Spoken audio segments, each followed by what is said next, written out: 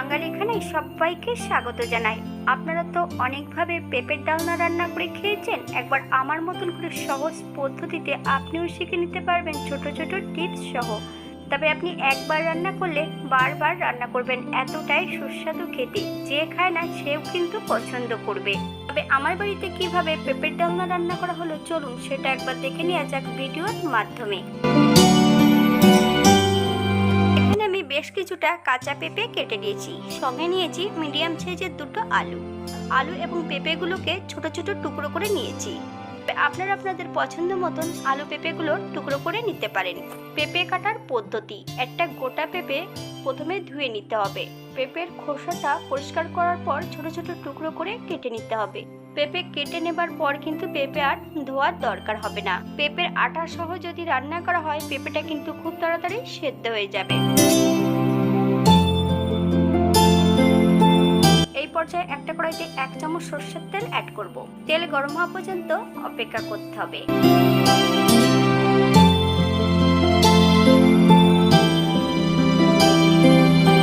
এই পর্যায়ে আমি মিডিয়াম সাইজের একটা পেঁয়াজ ছোট টুকরো করে কেটে অ্যাড করেছি। 4 থেকে 5 কোয়া রসুন, হাফ ইঞ্চি আদা বেশ ছোট ছোট করে কেটে নিয়েছি।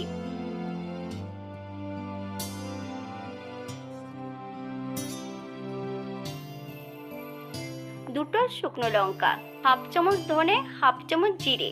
আমি কিন্তু এখানে সম্পূর্ণ গোটা মশলাটাই নিচ্ছি। দারচিনি, এলাচ, লং, দুটো কাঁচা লঙ্কা। আপনারা ঝালটা পছন্দ মতন অ্যাড করবেন। 2 থেকে 3 মিনিটের মতন মিডিয়াম আঁচে বেশ ভালো করে ভেজে নিতে হবে। এই পর্যায়ে অ্যাড করব বেশ কিছুটা কুচো চিংড়িগুলোর সাইজ কিন্তু একদমই ছোট ছোট। বেশ পরিষ্কার করে ধুয়ে সম্পূর্ণ জলটা ঝরিয়ে নিয়ে চিংড়ি মাছ এবং মশলা সহ বেশ ভালো করে ভেজে নিতে হবে।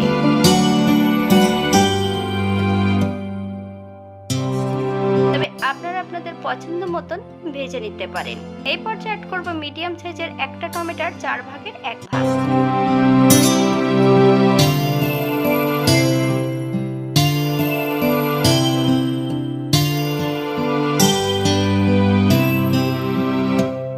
সঙ্গে সম্পূর্ণ মশলাটা বেশ ভালো করে ভেজে নিতে হবে।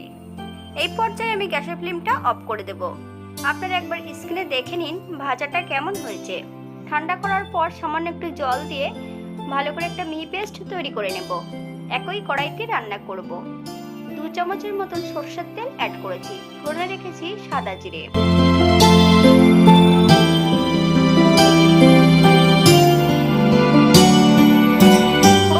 সুগন্ধ বেরোলে সম্পূর্ণ সবজিটা অ্যাড করে হাফ চামচ নুন আর হাফ চামচ হলুদ গুঁড়ো অ্যাড করতে হবে।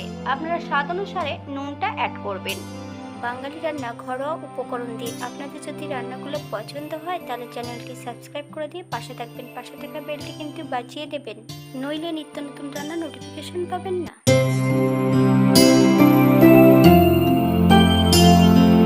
7 মিনিট পর মিডিয়াম আঁচে পেঁপেগুলোকে আবারও 7 থেকে 8 মিনিট ভেজে নিতে হবে।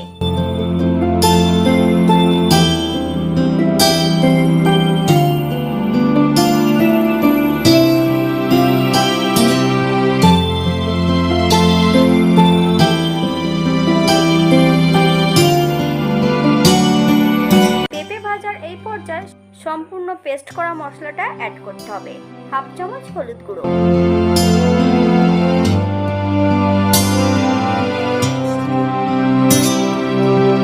সবজি এবং মশলা সহ বেশ ভালো করে ভেজে নিতে হবে।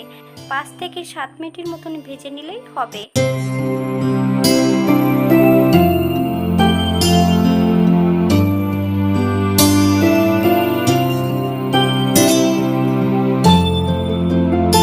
মিনিট পর এই পর্যায়ে আমি অ্যাড করব মশলা ধোয়া বাটি থেকে সামান্য একটু জল। 3 থেকে 4 মিনিটের মতন মিডিয়াম আঁচে বেশ ভালো করে কষিয়ে নিতে হবে। অথবা সবজি মশলা থেকে যতক্ষণ তেল না ছাড়ছে ততক্ষণ বেশ ভালো করে কষিয়ে নিতে হবে।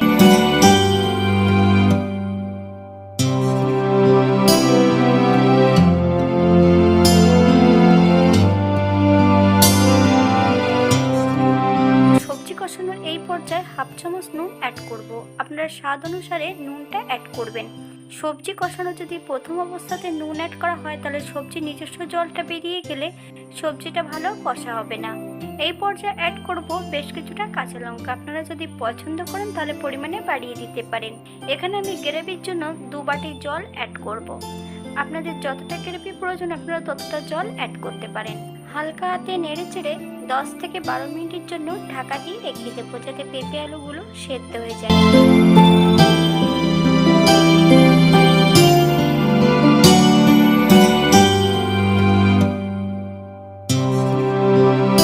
12 মিনিট পর পেঁপেগুলো সেদ্ধ হয়েছে কিনা একবার চেক করে নিতে হবে। আমি এখানে পেঁপেগুলোকে 95% মতন সেদ্ধ করে নিয়েছি। এই পর্যায়ে অ্যাড করব 1 চামচ চিনি। আপনারা যদি পছন্দ করেন তাহলে পরিমাণে বাড়িয়ে দিতে পারেন।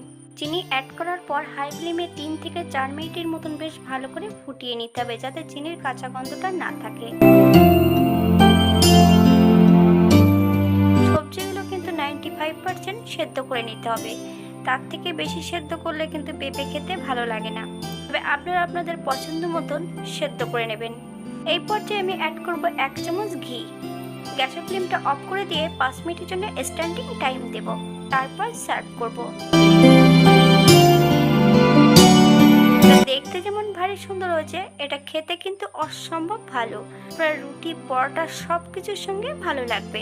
আপনার বাড়িতে একবার একই পদ্ধতিতে বানিয়ে নেবেন। যারা নিরামিষ খাবেন তারা পেঁয়াজ, রসুন এবং চিংড়ি মাছটা বাদ দিয়ে দিতে পারেন। চিংড়ি মাছের পরিবর্তে আপনারা পোস্ত অথবা চাল মগজটা অ্যাড করতে পারেন। হাতে যদি সময় থাকে তাহলে একটা লাইক, কমেন্ট। আজকের ভিডিওটি এই পর্যন্ত। সবাই সুস্থ থাকবেন, ভালো থাকবেন। নতুন নতুন রেসিপি নিয়ে আপনাদের সামনে আবার আমি হাজির হব। নতুন ও পুরনো সকল বন্ধুদের অসংখ্য ধন্যবাদ ভিডিওটি দেখার জন্য।